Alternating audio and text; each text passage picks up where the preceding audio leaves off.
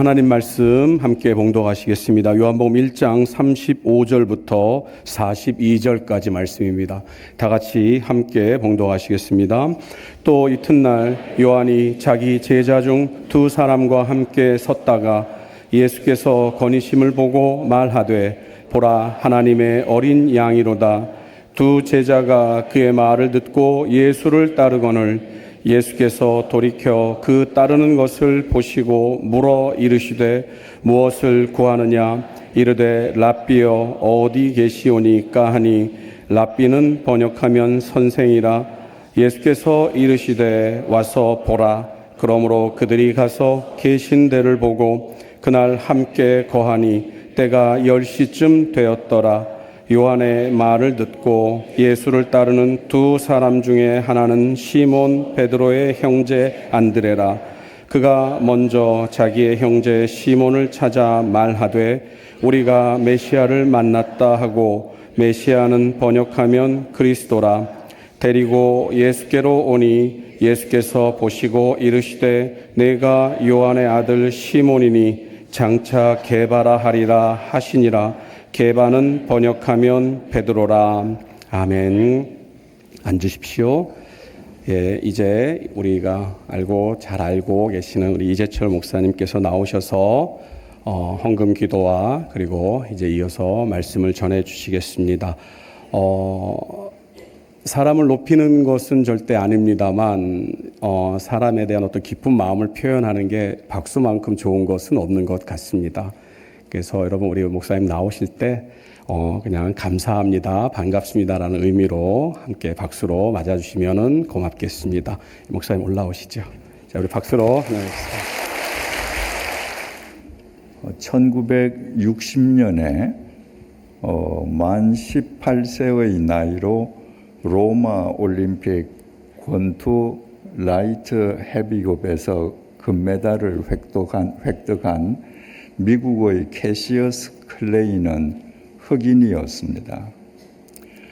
그는 금메달을 획득한 뒤에 금메달을 목에 걸고 자기 고향인 켄터키주 루이빌로 거미 환영했습니다.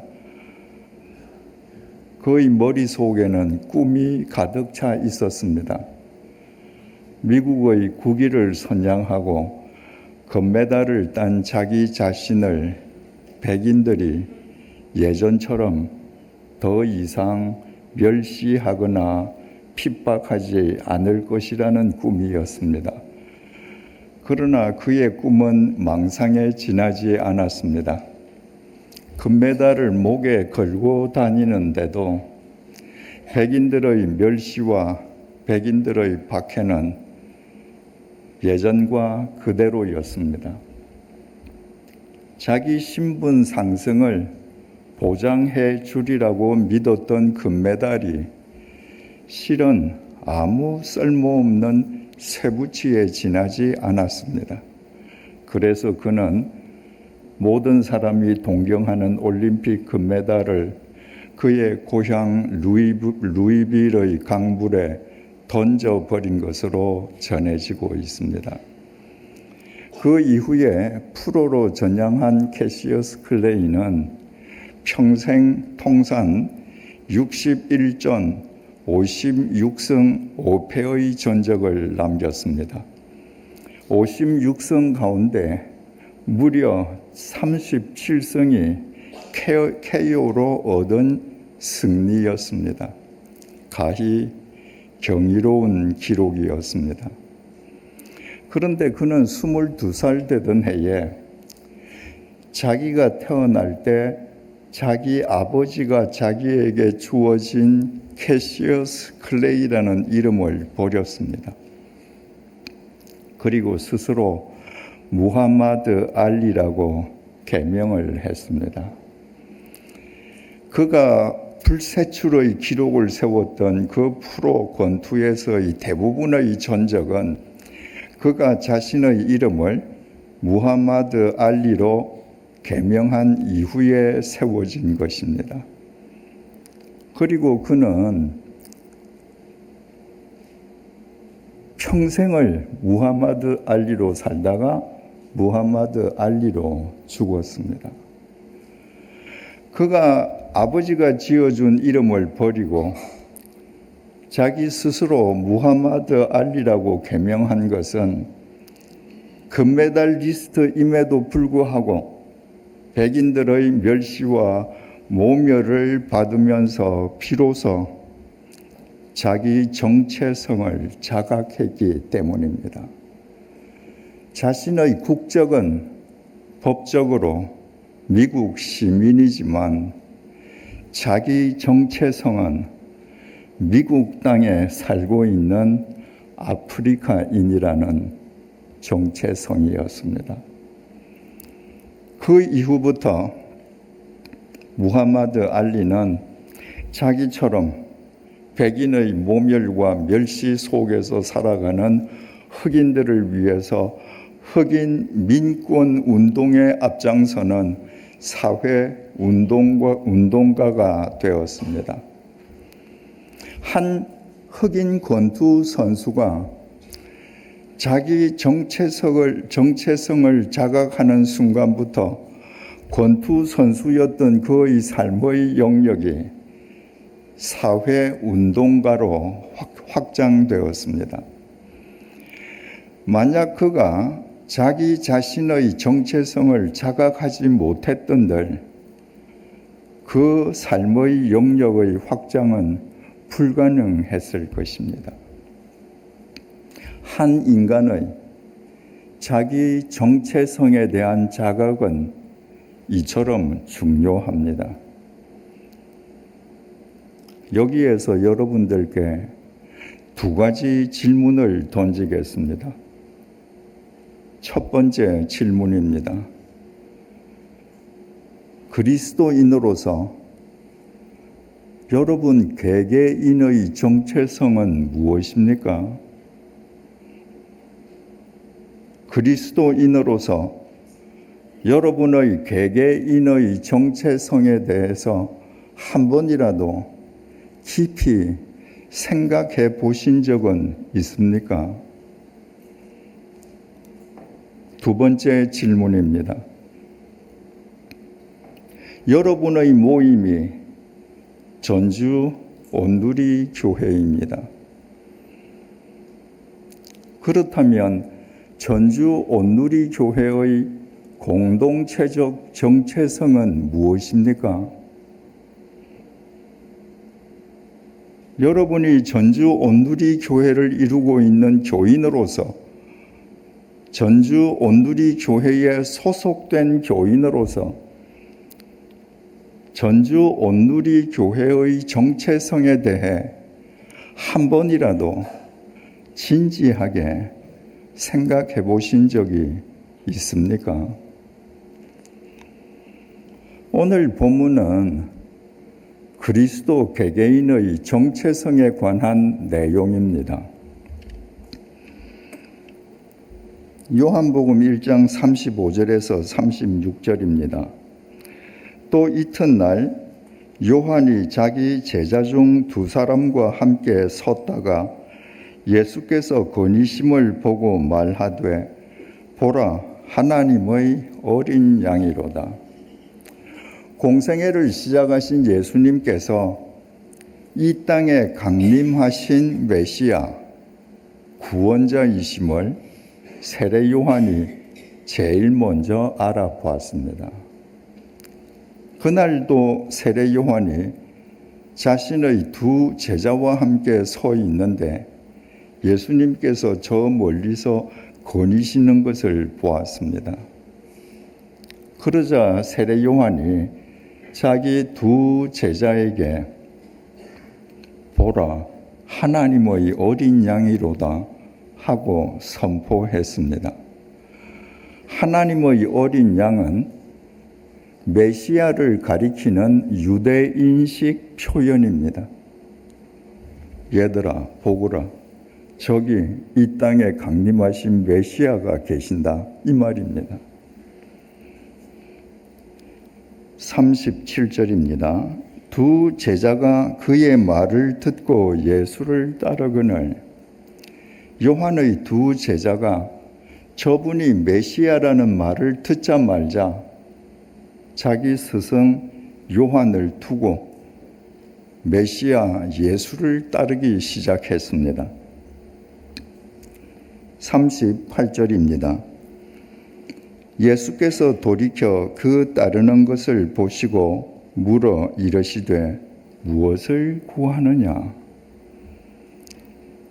예수님께서 걸어가시는데 뒤에서 누군가 자기를 계속 따라오는 인기척을 오랫동안 느끼셨습니다. 그래서 예수님께서 돌이키시고 당신을 따르는 두 제자를 향해 너희들 무엇을 구하느냐 물으셨습니다. 누가 물었습니까? 자기 스승 세례 요한이 저분은 이 땅에 강림하신 메시아라고 했습니다. 이 땅에 강림하신 메시아가 너희들 뭘 구해? 내게 말하거라. 지금 말씀하십니다. 메시아는 이 땅에 강림하신 하나님이십니다. 이 땅에 강림하신 하나님이 요한의 두 제자에게 너희들 뭘 구하니? 나한테 말하거라. 바꾸어 말하면 이 땅에 강림하신 메시아께서 요한의 두 제자에게 지금 백지 수표를 내밀어 주신 겁니다. 너희들 뭘 요구하니? 뭘 구하니? 내가 다 들어줄게. 만약에 주님께서 여러분들 앞에 백지 수표를 내밀어 주신다면 우리는 그 백지 수표에 기록할 것이 얼마나 많겠습니까? 보나마나 100% 세상의 것들을 기록할 것입니다. 그런데 요한의 두 제자는 달랐습니다. 예수님께서 백지 수표를 내미는데 그들의 대답이 이러했습니다. 이르되 랍비여 어디 계시오니이까 하니 랍비는 번역하면 선생이라. 백지 수표를 내밀어 주신 주님께 그 두 제자가 말하기를 주님 어디 계십니까? 거처를 좀 보여주십시오. 이 두 제자는 자기 스승 세례 요한이 저분이 메시아라고 선포했는데 우리는 당신이 살고 있는 거처를 가서 우리 눈으로 확인하고 당신이 진짜 메시아인지 우리가 가늠해 보겠다는 겁니다. 제자들은요, 예수님에게 말로 묻지 않았습니다. 우리 스승이 당신이 메시아라고 하는데 당신 진짜 메시아입니까? 말로 물어보지 않았습니다. 말은 새치 혀로 얼마든지 위장할 수 있습니다. 그러나 일상의 삶은 위장이 불가합니다. 그래서 지혜로운 이 요한의 두 제자는 말로 예수의 메시아 되심을 확인받으려 하지 않고 예수님의 일상의 삶을 사는 현장, 그분의 거처를 가보기를 원했습니다. 39절입니다. 예수께서 이르시되 와서 보라. 두 제자가 예수님의 거처를 지금 가보겠다는데 그건 좀 곤란해. 뭐 집까지 오냐. 그냥 여기서 말로 하자. 예수님께서 그렇게 하시지 않았습니다. 너희들 내 거처를 와서 보기를 원하니 와서 보거라. 흔쾌히 허락하셨습니다. 그리스도인의 집은 세상 사람 누구든지 아무 때나 들여다볼 수 있는 쇼 윈도우여야 합니다. 세상 사람들이 우리에게 묻습니다. 당신이 목사인지 우리가 어떻게 알아요? 당신이 진짜 장로인지 우리가 어떻게 알아요? 당신이 진짜 권사인지, 진짜 집사인지, 진짜 예수쟁인지 우리가 어떻게 알지요? 세상 사람들이 물으면 그리스도인들은 이렇게 대답해요. 와서 보라. 그때 와서 보라는 현장은 예배당입니다. 예배당에 와서 예배 한번 드려보세요. 그러면 내가 목사인 줄 알 거예요. 예배당에 와서 예배 한번 드려보세요. 그러면 내가 장로인 줄, 내가 권사인 줄, 내가 집사인 줄, 내가 예수쟁이인 줄 단번에 알게 될 것입니다. 여러분, 세상 사람은요, 여러분이 아무리 전도해도 예배당 문턱을 넘어서려 하지 않습니다. 세상 사람들에게 와서 보라고 보여줄 것은 예배당이 아니라, 그들이 오려 하지 않는 예배당이 아니라 여러분의 집이어야 합니다. 그리스도인은 이렇게 말할 수 있어야 합니다. 내 집에 와서 보십시오. 내 사무실에 와서 보십시오. 내가 어떤 가치관으로 살아가는지, 내 인생관은 어떤지, 내 가족은 어떤 관계를 맺고 있는지, 집이나 사무실에서 내 언행은 어떤지, 나의 물질관은 어떤지 보십시오. 그러면 내가 목사인 줄 아실 겁니다. 그러면 내가 장로인 줄, 권사인 줄, 집사인 줄, 예수쟁이인 줄 알게 될 것입니다. 모든 그리스도인들의 집은 자기 자신의 믿음을 이 세상을 향해서 입증하는 진열장이 되어야 합니다. 그래서 예수님께서는 조금도 주저하지 아니하시고 와서 보라. 39절 다시 읽습니다. 예수께서 이르시되 와서 보라. 그러므로 그들이 가서 계신 데를 보고 그날 함께 거하니 때가 10시쯤 되었더라. 요한의 두 제자가 예수님을 따라서 예수님의 거처를 갔습니다. 그리고 10시까지 함께 있었습니다. 유대 시간으로 10시는 우리 시간 오후 4시입니다. 아침에 예수님을 따라 예수님의 거처를 간 요한의 제자들이 오후 4시가 되기까지 거의 하루 종일 예수님과 함께 있었습니다. 그들과 구별된 믿음, 구별된 인생관, 구별된 가치관, 구별된 생활 방법, 모든 거 확인 다 했습니다. 40절에서 41절입니다. 요한의 말을 듣고 예수를 따르는 두 사람 중의 하나는 시몬 베드로의 형제 안드레라. 그가 먼저 자기의 형제 시몬을 찾아 말하되 우리가 메시아를 만났다 하고, 메시아는 번역하면 그리스도라. 예수님을 따라갔던 요한의 두 제자 중 한 명은 시몬 베드로의 형제 안드레였습니다. 그가 지금 예수님 거처에서 하루 종일 있으면서 예수님이 메시아라는 걸 확인하지 않았습니다. 예수님이 메시아이심을 확인한 안드레는 예수님의 옷자락을 붙잡고 예수님, 나를 버리지 마세요. 예수님, 나를 중용해 주십시오. 그렇게 자기의 앞날을 도모하지 않았습니다. 예수님이 메시아라는 사실을 확인한 안드레는 그대로 자기 집으로 뛰어갔습니다. 그리고 자기 형제 시몬을 만나서 우리가 메시아를 만났다고 소리를 질렀습니다.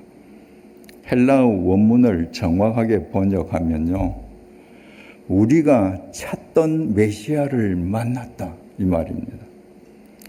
오래 전부터 유대인들은 메시아를 고대하고 열망하고 있었습니다.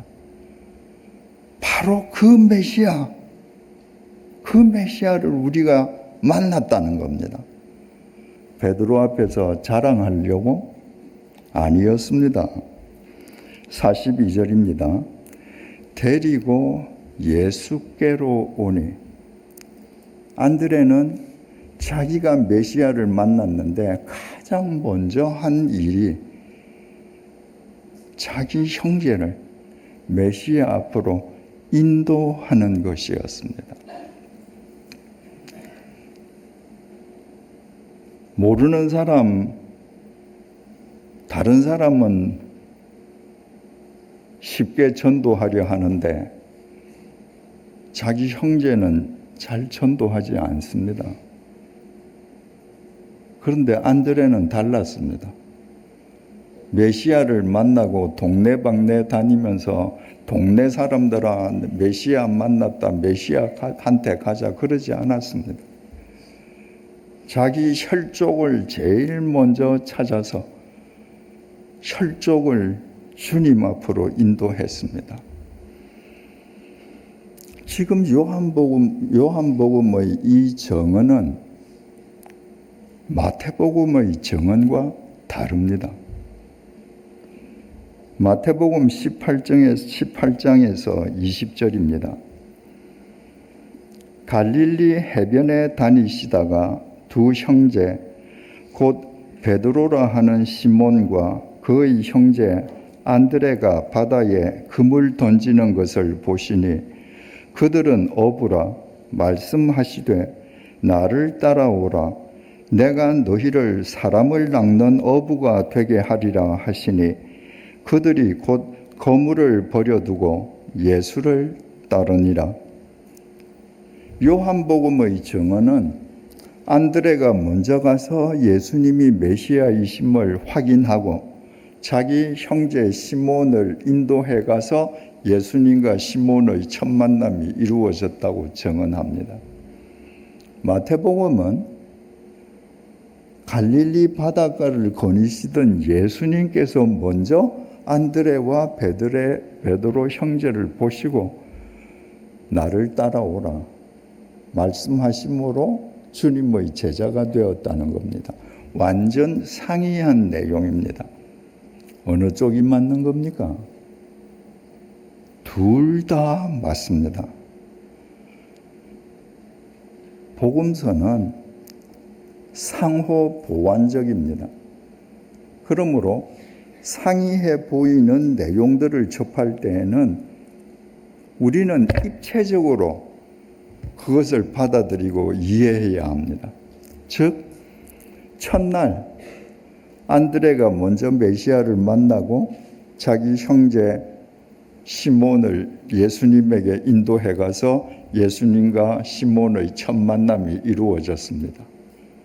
그리고 그 다음 날 두 사람이 갈릴리 바다에서 그물을 던지고 있는데 예수님께서 그 곁을 지나가시다가 어제 만났던 안드레와 베드로를 또 보신 거예요. 그래서 나를 따라오너라. 이미 예수님을 만났기 때문에 안드레와 베드로는 예수님의 그 말씀을 듣자마자 생존의 도구인 배와 그물을 다 버려두고 예수님을 따라간 겁니다. 42절을 다시 봅니다. 데리고 예수께로 오니 예수께서 보시고 이르시되 안드레가 자기 형제 시몬을 데리고 예수님께 인도해 갔더니 예수님께서 시몬을 보셨습니다. 그냥 본 것이 아니라 헬라어 동사 M 블레포는 꿰뚫어 본다는 겁니다. 예수님께서 처음 만난 시몬을 꿰뚫어 보셨습니다. 그리고 말씀하셨습니다. 내가 요한의 아들 시몬이니 장차 게바라 하리라 하시니라. 게바는 번역하면 베드로라. 시몬의 아버지는 아들 시몬이 태어나자 시몬이라고 이름을 지어줬습니다. 하나님께서 응답하셨다는 말입니다. 그 시몬을 만난 예수님께서는 그 시몬을 꿰뚫어 보시고 그에게 새로운 이름을 부여해 주셨습니다. 너 아버지가 지어준 이름은 시몬인데 지금부터 너는 게바다. 게바는 히브리 이름입니다. 게바를 헬라어로 번역하니까 베드로입니다. 히브리 이름 게바나 헬라어 이름 베드로나 뜻은 똑같습니다. 반석입니다. 반석. 너를 게바라 하리라. 히브리 말로 하면요. 너를 반석이라 하리라. 예수님께서 이렇게 말씀하신 겁니다. 반석. 그것이 예수님께서 시몬 베드로에게 부여해 주신 그의 정체성이었습니다. 베드로는 예수님께서 잡혀가시던 날 밤에 3번씩이나 주님을 부인했습니다. 예수님께서 못 박히시는 가장 결정적인 순간에는 예수님을 버리고 비겁하게 도망갔습니다. 그처럼 베드로는 겁이 많고 비겁하고 결점투성이였습니다. 그러나 주님으로부터 시몬이라는 정체성을 부여받은 베드로는 부활하신 주님과 대면하고 승천하신 주님께서 보내주신 성령을 만난 뒤로는 그는 일평생 자기 정체성 반석을 잊지 않았습니다. 어떤 절체절명의 순간에도, 어떤 절망적인 순간에도 그는 그의 정체성 반석답게 믿음으로 초지일관했습니다. 만약에 베드로가 그의 정체성 반석답게 믿음으로 초지일관하지 않았더라면 베드로는 전 세계 예수 믿는 그리스도인 모두의 베드로가 되지는 못했을 것입니다. 이것은 베드로에게 국한된 이야기가 아닙니다. 주님을 대면해서 만난 그리스도인은 성령님의 조명 아래에서 모두 자기 정체성을 자각할 수 있습니다. 젊은 시절 바울이 보기에 그리스도인들은 신성 모독죄로 십자가에서 사형받아 죽은 예수가 다시 살아났다고 거짓 선동하는 사기 집단에 불과했습니다. 그래서 바울은 예수쟁이들을 색출, 연행, 투옥하는 것을 천직으로 삼았습니다. 그날도 예루살렘에서 213km나 떨어진 다메섹에 있는 그리스도인들을 잡으러 가기 위해서 길을 나섰습니다. 그 길 위에서 그는 예수님께 사로잡혔습니다.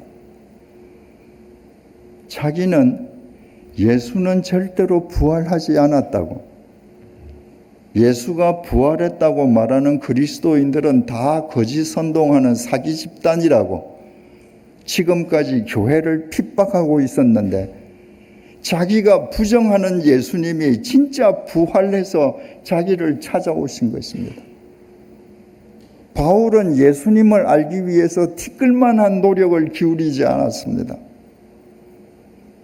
예수님께서 일방적인 사랑으로 그를 찾아오셔서 일방적인 사랑으로 그를 구원해 주셨습니다.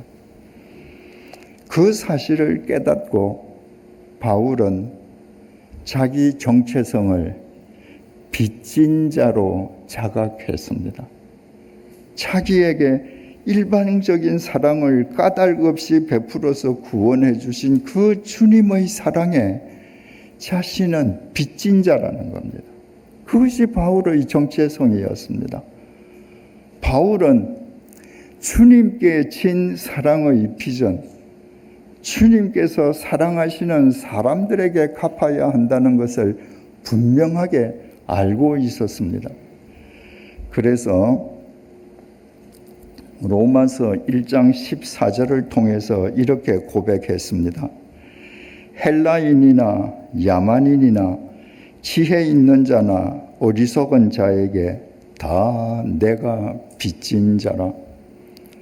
바울이 목숨을 걸고 지중해 세계에 3번이나 전도 여행을 나갔던 것은 주님께 진 사랑의 빚을 주님께서 사랑하시는 사람들에게 갚기 위함이었습니다. 제 자신의 이야기를 드리는 것을 오해 없이 들어주시기 바랍니다. 저는 모태신앙인으로 태어났지만 술독에 빠져서 살았습니다. 월요일부터 토요일까지는 술에 쩔어 살았고 주일에는 교회에서 누구보다 열심히 봉사하는 위선적인 썬데이 크리스찬이었습니다. 그런 생활이 조금도 즐겁지 않았습니다. 위선적인 이중생활에서 벗어나지 못함으로 인한 괴로움으로 고통스럽기 짝이 없었습니다. 그러나 제 스스로 그 고통에서 벗어날 재간이 없었습니다. 제가 만 35살 되던 해 8월 2일 새벽 2시였습니다. 그때도 저는 술에 만취해 있었습니다. 그런데 술에 만취해 있는 저를 주님께서 제 아내를 통해 방탕의 수렁에서 핀셋으로 정확하게 집어내어 주셨습니다. 당시 제가 어울리던 친구들 가운데에 제가 가장 도덕적이거나 윤리적이지 않았습니다. 오히려 가장 부도덕한 인간이었습니다. 그러나 그날 새벽 주님의 핀셋들은 정확하게 저를 겨냥하셨습니다. 주님께서 저를 수렁에서 핀셋으로 건져주신 후에 술, 담배가 제 삶에서 떨어져 나간 것은 물론이고 예전과는 전혀 다른 삶을 살게 되었습니다. 그 이후에 제가 자각한 저의 정체성 역시 채무자였습니다. 주님의 일방적인 사랑에 빚진 채무자였습니다. 그래서 바울의 고백이 제 자신의 고백이 되기도 했습니다. 헬라인이나 야만인이나 지혜 있는 자나 어리석은 자에게 다 내가 빚진 자라. 한국에서 대형교회 담임 목사가 당연히 행사할 수 있는 권리인 것처럼 용인되고 있는 것 가운데 제가 어느 것 하나 행사하지 않았던 것도 제가 평생 타 교회에서 집회나 설교의 대가로 사례비를 받은 적이 단 한 번도 없는 것도 주님께 진 사랑의 빚을 주님께서 사랑하시는 사람들에게 갚기 위함이었습니다. 예수님께서 가이사랴 빌립보에서 세상 사람들이 대체 나를 가리켜 누구라고 말하니 제자들에게 물으셨습니다.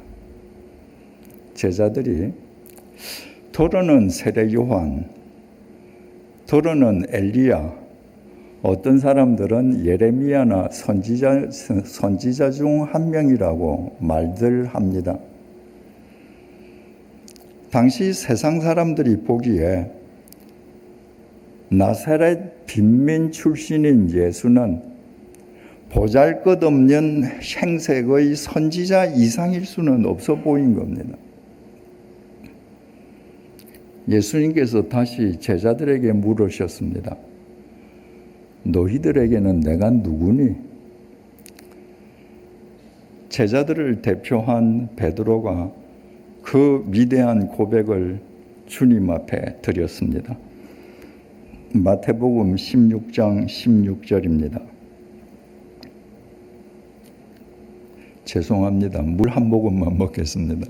제가 설교하면서는 물을 한 번도 먹지 않았는데요. 제가 오늘 여기 오다가 휴게소에서 커피를 한 잔 마셨는데 사약처럼 써서 아직까지 계속 입이 마릅니다. 죄송합니다.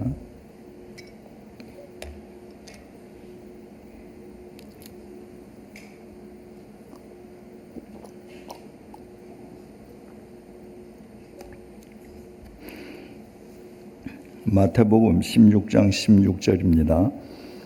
시몬 베드로가 대답하여 이르되 주는 그리스도시요 살아계신 하나님의 아들이시니이다. 베드로는 나사렛 빈민 출신 보잘것없는 행색의 예수님을 향해서 당신이 그리스도입니다. 그리스도는 구원자라는 말이죠. 메시아라는 말입니다. 거기에 덧붙여서 당신은 하나님의 아들이십니다. 라고 고백했습니다. 여러분, 아무리 비싼 품종의 개라도 개 새끼는 개입니다. 아무리 보잘것없는 사람의 자식이라도 사람의 자식은 사람입니다. 같은 논리로 베드로가 주님을 향해서 당신은 하나님의 아들입니다라고 말한 것은 당신이 곧 하나님입니다. 이렇게 고백한 것입니다. 가이사랴 빌립보는 분봉왕 죄송합니다. 아까 저 분명히 끈 것 같은데 이런 일이 다 있네요. 예.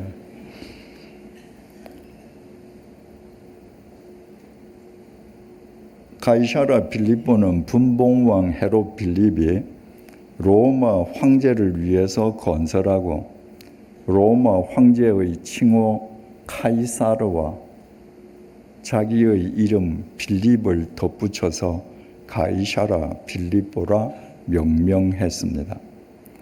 당시 황제의 이름이나 황제의 칭호가 붙는 도시에는 그 도시의 가장 높은 지점이나 아니면 가장 주요 지점에 반드시 황제의 신전이 있었습니다. 당시 로마 황제는 인간의 경배를 받는 살아있는 신이었습니다. 로마 황제의 신전이 압도하는 가이사랴 빌립보에서 주님께서 너희들에게 내가 누구냐고 물으신 것입니다. 황제의 신전이 압도하는 가이사랴 빌립보에서 베드로가 예수님에게 당신이 그리스도시고 당신이 하나님의 아들이라고 고백했습니다. 무슨 의미입니까? 저 황제의 신전에서 인간의 경배를 받는 로마 황제는 하나님이 아니라는 것입니다. 삼권을 장악한 로마 제국의 제1인자 로마 황제는 인간의 구원자일 수 없다는 것입니다. 오직 나사렛 예수 당신만 우리의 구원자이고 당신만 하나님이라는 것입니다. 가이사랴 빌립보에서 행한 베드로의 이 고백은 주님께서 얼마나 기쁘게 받으셨는지 그 고백을 받으신 주님께서 이렇게 천명하십니다. 17절입니다. 마태복음 16장 17절. 죄송합니다. 마태복음 16장 16절입니다. 시몬 베드로가 대답하여 이르되 주는 그리스도시요 살아계신 하나님의 아들이시니이다. 마태복음 16장 17절. 예수께서 대답하여 이르시되 바요나 시몬아 내가 복이 있도다. 이를 내게 알게 한 이는 혈육이 아니요 하늘에 계신 내 아버지시니라. 바요나는 요나의 아들 시모나 이 말입니다. 요나의 아들 시모나 네가 복이 있는데 그 까닭은 내가 메시아요 하나님의 아들이라는 것을 너한테 알게 해준 분이 너의 혈육 아비 요나가 아니고 하늘에 계신 내 아버지시라는 겁니다. 그렇지 않습니까? 하나님께서 베드로에게 주님을 알아보는 은총을 내려주시지 않았던들 죄인에 불과한 베드로가 어떻게 그 사실을 알 수 있었겠습니까? 그래서 네가 복이 있다고 말씀하셨습니다. 마태복음 16장 18절입니다. 또 내가 네게 이르노니 너는 베드로라. 내가 이 반석 위에 내 교회를 세우리니 음부의 권세가 이기지 못하리라. 반석과도 같은 베드로의 신앙 고백 위에 주님께서 내 교회, 주님의 교회를 세우시리라고 천명하셨습니다. 주님께서 세우신 주님의 교회를 음부의 권세가 이길 수 없으면 두말할 나위가 없습니다. 황제의 신전이 인간을 압도하는 가이사랴 빌립보에서 주는 그리스도시요 살아계신 하나님의 아들이시라는 베드로의 고백을 받으신 주님께서 바로 그 고백 위에 내 교회를 세우리라고 천명하신 주님의 그 말씀은 우리로 하여금 교회의 정체성이 무엇인지 명료하게 깨닫게 해 줍니다. 교회의 정체성은 구별자가 되는 것입니다. 이 세상에 아무리 황제의 논리가 횡행해도 황제의 논리로부터 자기를 구별한 사람들의 모임, 그것이 교회입니다. 성경은 거룩을 구별이라고 합니다. 그러므로 구별자는 곧 거룩자입니다. 황제의 논리가 판을 치는 이 세상에서 거기에 휩쓸리지 않고 거룩하게 살아가는 거룩자들의 모임, 그것이 교회의 정체성입니다. 저는 평생 주님의 교회, 제네바 한인교회, 100주년 기념교회 이렇게 세 교회를 목회했습니다. 교회의 이름도 다르고 교회의 소재지도 다 다르지만 제가 목회했던 세 교회의 정체성은 동일했습니다. 구별자, 즉 거룩자를 구현해내는 것이었습니다. 제가 그 세 교회에서 동일하게 행했던 것, 자체 예배당을 소유하지 않는 것, 헌금의 50%를 교회 밖으로 흘려보내는 것, 전 교인들이 무명으로 헌금하는 것, A4 용지 한 장으로 흑백 주보를 만든 것 등은 모두 황제의 논리가 판을 치는 이 세상에서 구별자와 거룩자가 되는 교회의 정체성을 구현하기 위함이었습니다. 한국 교회 초기에는 대부분의 교회 이름이 그 교회가 속한 지역의 이름이었습니다. 이를테면 서울 명동에 교회가 세워지면 명동교회입니다. 명동에 또 다른 교회가 세워지면 명동 1교회, 명동 2교회 하는 식입니다. 그리고 지역 이름을 가진 교회의 교인 거의 대부분도 그 지역 주민들이었습니다. 그러나 80년대에 접어들면서 폭발적인 교회 성장과 마이카 시대가 도래하면서 교회가 일대 전기를 맞았습니다. 교인들이 자기 자동차를 타고 자기 지역을 떠나서 다른 지역에 있는 교회를 찾아다니는 것입니다. 그래서 교회 이름도 교회가 속한 지역을 탈피해서 뭔가 좀 더 의미 있는 이름을 추구하기 시작했습니다. 그 결과 오늘날 지역 이름을 단 교회 이름을 찾아보기가 어렵습니다. 옛날에 거의 모든 교회가 지역 이름이었던 데 비하면 격세지감을 느끼지 않을 수 없습니다. 그러나 교회 이름이 아무리 아름다운 의미를 추구하고 예배당이 아무리 화려해져도 교회의 정체성은 변함이 있을 수 없습니다.